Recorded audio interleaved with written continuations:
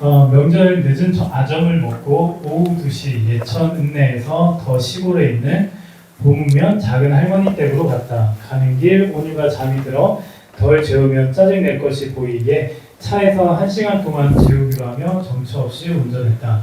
보문에서 호명으로 이어지는 도로, 온유와 온유 마음은 잠이 들고 온유 할머니는 바깥 풍경을 보고 아무런 생각 없이 찬양 들으며 강을 따라 2차선 도로를 달리는데 햇살과 함께 강을 따라 폭은 200m, 길이는 숲으로 된 갈대밭이 펼쳐져 있다. 시골길 갈대밭, 햇살, 잠든 가족들, 그리고 흘러나오는 찬양, 무언가 형언할 수 없는 행복감이 내 안을 채운다. 정처 없이 가던 중 호명 직산이라는 곳에서 우연히 직산교회 팻말이 보여 가보게 되었다. 1907년 세워진 하얀 벽과 초록색 지붕으로 이어진 교회가 나온다. 놀랍게도 지금은 돌아가신 외할아버지께서 전도사로 섬기셨다는 교회이다. 외할아버지는 어떻게 여기까지 오셔서 교회를 섬기셨을까?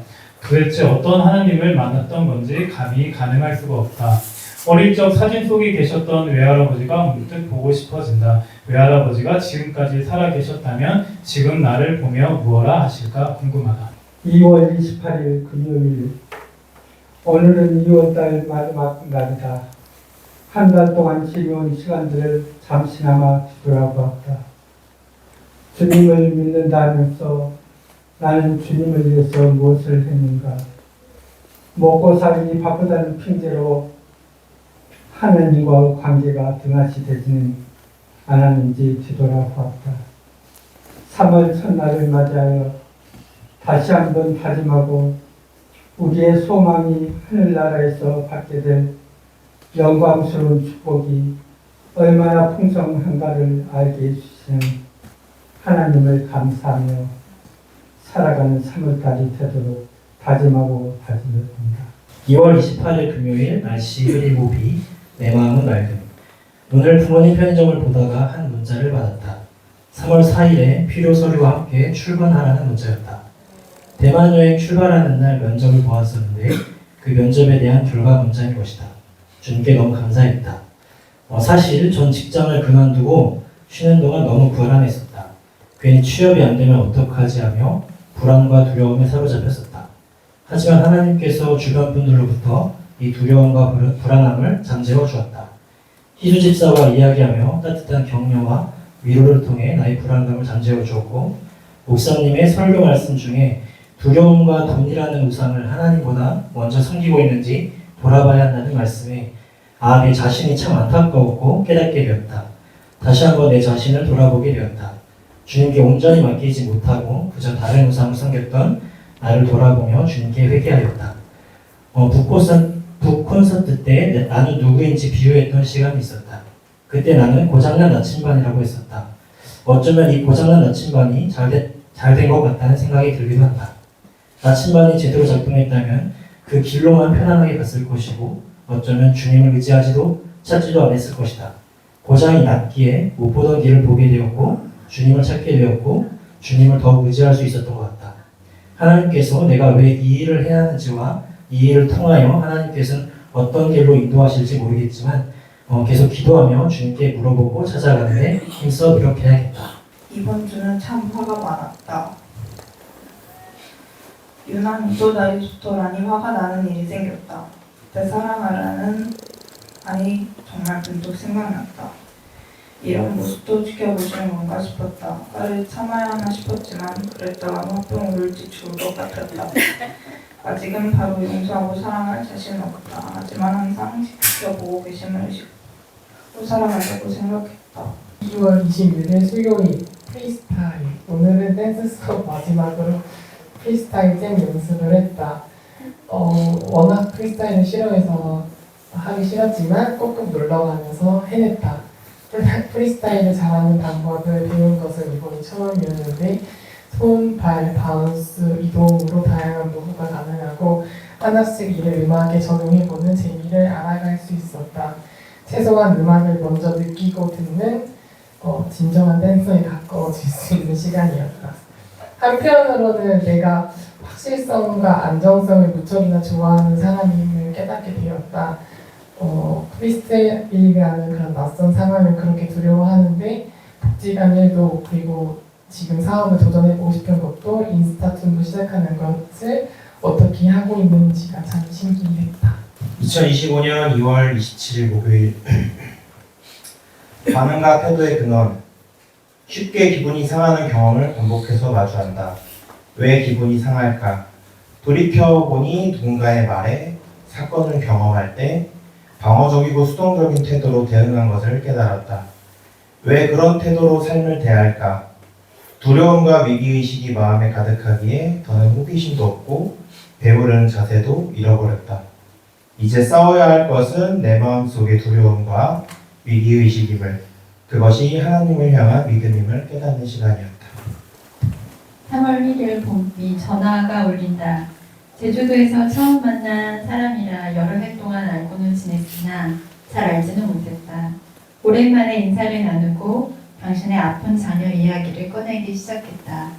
곧 병원에 데려갈 생각이고 성장하면서 겪는 부모와의 갈등과 학습적인 면에서 어려움 등을 짧지 않은 시간에 천천히 꺼내놓는다.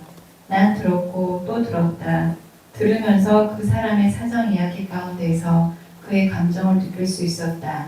창밖으로 비가 내린다. 겨울이 지나가는 소리다. 곧 우리가 봄을 맞이한다는 의미다. 2월 17일 아이가 태어난 날이다. 내가 관리하고 있는 산모가 배가 너무 아프다고 해서 새벽부터 일어나서 병원을 데려갔다. 그래서 안에서 어떤 일이 일어났는지 모르겠지만 산모가 수술실을 걸어 들어가고 10분 뒤 음해하고 새파랗게 질린 생명체가 나왔다. 왠지 모를 긴장감, 아이의 울음소리로 가득 찼다. 간호사 선생님이 기본 조치를 해주시는 동안 난 아이의 상태를 나름대로 파악해본다. 손가락, 발가락 다 있나? 힘차게 우는가? 귀가 잘 붙어있나? 눈, 코, 입이 제자리에 있나 하고 유리문에 바짝 붙어서 코가 납작해질 만큼 가까이 보고 있었다. 여러모로 자유분방했던 산모이기에 눈이 너무 바빴다. 술과 담배에 거르지 않고 산모임에도 활발하게 활동했다. 이 산모가 어느 정도 파악을 끝내니 긴장이 풀려서 배고파졌다. 조금 있다 산모는 나더러 제왕절개 하지 말랜다. 그게 내 맘대로 되나 싶었지만 사회적인 표정으로 네라고 했다. 2월 27일 목요일 밤에 썼습니다. 새로운 도전의 시작은 가슴이 뛰게 만들면서도 도전의 과정 중에는 멈추게도 만드는 것 같다. 성공과 실패의 기로에 앞서 부딪히는 수많은 과정들에 계속 가슴이 뛰기도 멈추기도 한다. 혼자였다면 편했을까라는 의미 없는 질문을 뒤로한 채 나는 지금 홀몸이 아니란 짙고 짙은 부담감을 짊어지고 헤쳐나가야 할 것임에도 불구하고 지금의 안주해 버릴 것만 같고 더 이상 앞으로의 전진이 안 돼 버릴 것만 같은 두려움이 엄습해왔다. 지금만큼 시간이 훌쩍 지나가 버리길 바라는 때가 또 있었을까? 그럼에도 작은 씨앗이 땅에 심어져 장성하여 열매가 맺히길 기다리는 마음을 갖고 오늘 하루를 보내온다. 그렇게 또 오늘 하루 가슴 뛰는 소식을 듣기 위해 또한 밖으로 나간다. 두려움을 이기기 위해 여호수아 말씀 붙들고 묵상을 하며 2월 27일 목요일 오늘이 드디어 볼링장을 가는 날이다. 너무 기대가 되고 기대가 되기도 한다. 너무 오랜만에 가서 조금 떨리기도 했다. 드디어 볼링장에 도착했다. 엘리베이터 타고 올라갔는데 눈에 띄는 건 바로 쓰레기. 엘리베이터에서 내리자마자 엄청난 쓰레기가 모여 있었다.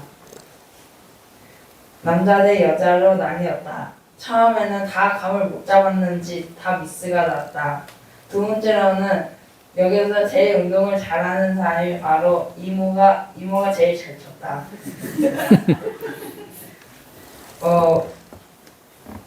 그 다음에는 내가 스타일걸 4번이나 했다. 우와. 끝난 뒤 그날이 바로 장날이어서 너무 기분이 업됐다. 거기서 맛있는 거 왕창 먹었다. 그게 바로 내 좋은 하루였다. 2월 13일 목요일 맑음. 내가 가장 잘한 일은 상원 장로님과 결혼한 것. 두 번째는 한겨레를 낳은 것이다. 모든 사람들에게 더 말할 수 있다. 근데 둘째 맑음이가 생겼다. 기도를 바로 응답하신 하나님께 정말 놀랄 정도로 감사한다. 근데 오늘 병원에서 말금이가 아들인 것 같다고 말한다. 그렇지가 않다. 하나님이 주신 선물인데 바꾸고 싶다. 말금아 미안. 하나님이 딸이 아닌 아들을 주신 것은 또 이유가 있겠지. 하나님의 뜻을 물어보며 기도한다. 한결이가 2명이면 더 좋겠지. 긍정적으로 생각하며 마음을 달래어 본다. 엄마가 교만해서 그런 탓이겠지. 오늘도 회개하며 기도한다. 엄마가 미안. 2월 18일 날씨 맑음. 아침에 혼자서 새벽 기도를 드리고 하루를 일을 시작을 했다. 출근 준비를 위해서 이거양 정말 여러 가지 일을 다 마치고 집에 와서 컴퓨터 앞에 앉아서 성경을 하자 하는데 전화벨이 울렸다. 따라가면 울리고 열어보니까 사모님의 전화였다. 할렐루야 하고 반갑게 받았는데 옆에서 목사님의 말씀이 들렸다. 사모님 무슨 일이세요? 했는데 그냥 안부 전화였다겠다. 그런데 목사님께서는 내가 전화할 때는 반갑게 안 받더니 집사람이 전화할 때 반갑게 받는다. 질투 아닌 질투를 하셨다. 아마 농담했겠죠. 그리고 전화를 끊고 다시 컴퓨터에 앉아서 성경을 쓰다가 저녁 10시가 되어서 우리 형제간들한테 중보기도의 시간이다 기도하자 하고 카톡을 보내놓고 일과를 마쳤다.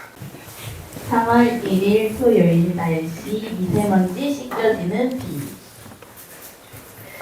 아이들이 셋 다 아팠다. 부모의 관심과 사랑을 받기 위해 더 호소하는데 뭔가 마음이 점점 불안해졌다. 순식간에 10개 넘게 불어난 친구들 빨래감은 몸을 더 지치게 했다. 잠깐 여유가 있을 때 교회 반찬을 만들고 나니 오후 6시였다. 총체적 난국이었던 6시. 한 놈은 토해서 한 놈은 토할 것 같아서 한 놈은 며칠 전부터 아프고 언니 오빠가 울어서 우는데 너무 힘들어서 기도했다. 하나님 저희 이따 성가대도 가야 되고 저 이따 반주 연습도 해야 되는데 애들 좀 나아지면 안 돼요? 기도하며 토한 이불을 정리하는데 아주 정성스럽고 예쁘게 개어진 잠옷을 발견했다. 바이올린 간다고 급하게 갈아입고 던져둔 잠옷을 남편이 정성스럽게 개놓은 것이다. 우와. 그 이후로 감사가 넘쳤다. 톨레츠만 매트리스 사이에 들어가지 않아서 그리고 마침 이불이 다 떨어져 갈 때 미리 사놓은 이불이 있어서 하은이는 토 한 번으로 끝나서 하나가 토할 때 이불에 하지 않고 통일해서는 참 감사했다.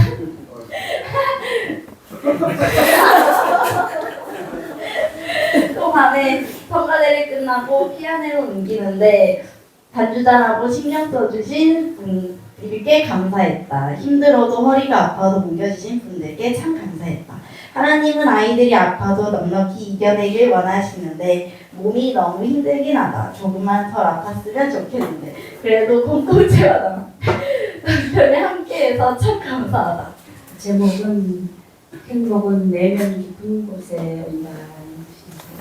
남편에게 물어봤다. 당신 행복한가요? 남편이 말하길 나 행복한데 왜? 하고 저렇게 물어봤어요. 난 바로 행복하다고 말하기가 민망스러웠다. 결혼 35년이 지나면서 긴장했던 순간들이 왜 없었겠어. 그러나 언제나 남편은 가장 먼저 생각하는 건 자신보다 가족을 위해 노력한다는 걸 나는 잘 알다. 행복은 마음 깊은 곳에서 쏟아내는 힘이라고 믿기에 난 감사하다는 생각을 더 많이 했다. 우리가 재산을 잃거나 건강이 약해져도 그 깊은 곳에 행복은 유지된다고 믿는 나는 편한 대로 감사하라고 표현하면서 살았다. 내 가장 가까운 곳에서 힘이 되어주고 그렇다는 사람을 알면서 가끔은 미안했다. 난 딸에게 힘주어 말한다. 아빠를 생각하면서는 정말 항상 감사하는 마음만 갖고 살으라고.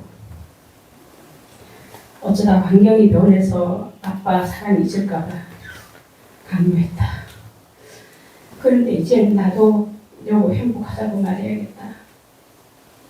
행복은 모든 문제를 해결한 뒤에 찾아오는 게 아니고 지금 해야 할 일에 집중함으로써 행복을 발견할 수 있다는 걸 알았다. 가족과 친구, 내가 속한 공동체가 소중하고 또 그 모든 것들이 내 삶의 전부임을 인식하고 불평대시 사랑하는 감사하는 마음을 품고 지킬 때 행복은 찾아오는 것 같다. 고린도후서 4장 18절 말씀으로 묵상하면서 우리가 주목하는 것은 보이지 않는 것이요 보이지 않는 것이니 보이는 것은 잠깐이요 보이지 않는 것은 영원하리라 말씀 묵상하면서 읽었습니다. 건강 검진을 하였다. 수면 내시경을 하였다. 잠시 이런 생각을 해본다. 마취해서 못 깨어나면 어떡하지? 아직도 죽음에 대한 두려움이 많은 듯하다. 하나님에 대한 전적인 신뢰가 있다면 이런 두려움이 없을 텐데 많은 것을 돌아보는 하루인 것 같다. 아무 연구 없이 희망 없이 오게 된 제주도. 제주도에 몇 년을 살면서도 왜 내가 제주도에 와야 하는지, 무엇 때문에 이곳에 있어야 하는지 모른 채 살아가다 고난을 만났다. 고난이라기보다 내 어리석음의 결과이다. 그 고난은 이제까지 살아오면서 경험해보지 못한 것이고 감당하기에 너무 큰 고난이었다. 절벽으로 내몰린 상황에서야 하나님께서 제주도에 오게 하신 이유를 조금씩 알게 하셨다. 하나님과의 깊은 관계, 친밀한 관계를 위해 고난을 사용하신다는 것을 진정 알게 되었다. 그리고 내 모습에서 불순물이 많다는 것도 알게 되었다. 더듬으시고 훈련시키시는 하나님, 그분은 나의 아버지시다. 나를 세상에 내보내기 전에 말과 행동 성품을 다듬기 위해 제주도에 오게 하시고 꿈틀교회로 인도하신 것 같다. 이제 힘들 때는 예배당에서 기도를 하게 된다. 많이 힘들 때는 더 많이 기도하게 된다. 이것이 하나님이 앞으로 남은 인생을 살아갈 유일한 방법임을 가르쳐 주시는 것 같다. 인생은 하나님이 지휘하시는 모험이라고 했다. 제주도에서 훈련시키신 뒤에는 어디로 갈지 어떻게 될지 모르지만 기도하며 하나님의 뜻에 따라 몸을 떠나고 싶다. 2025년 2월 28일 금요일 날씨 오후 이 정도입니다. 햇볕은 여름이네. 주요 이벤트 오전엔 첼로 당근하고 오후에는 운전기. 첼로 당근 때문에 영어방을 다녀왔다. 동네가 틀리네. 국제학교는 어지간한 대학 캠퍼스 분위기고 일단 도로나 건물 주차장에 있는 차들이 대부분 누구나 알 법한 외제차다. 첼로 주인은 못 만나고 청소해 주시는 이모님만 뵙고 왔다. 볕이 너무 좋아서 차창 밖으로 아직은 시린 바람 속에 손을 넣어본다. 바람은 좀 차지만 따스한 햇볕이 손등을 간질거린다. 어느덧 구들장이 좋은 나이가 되어가는 봄이구나 이제. 새로운 시작과 온도듬이 있는 계절. 기대가 된다. 올해는 어떤 날들이 펼쳐질지. 또 한편으로는 초조함이 고개를 든다. 뭘 어떻게 살아야 할지. 그저 기도한다. 그리고 지금은 오늘 주신 따스한 햇볕을 행복하게 누린다. 지금은 그거면 충분한 것 같다. 2월의 마지막 날 볕이 참 좋았던 제주의 어느 산자락이 뒤면서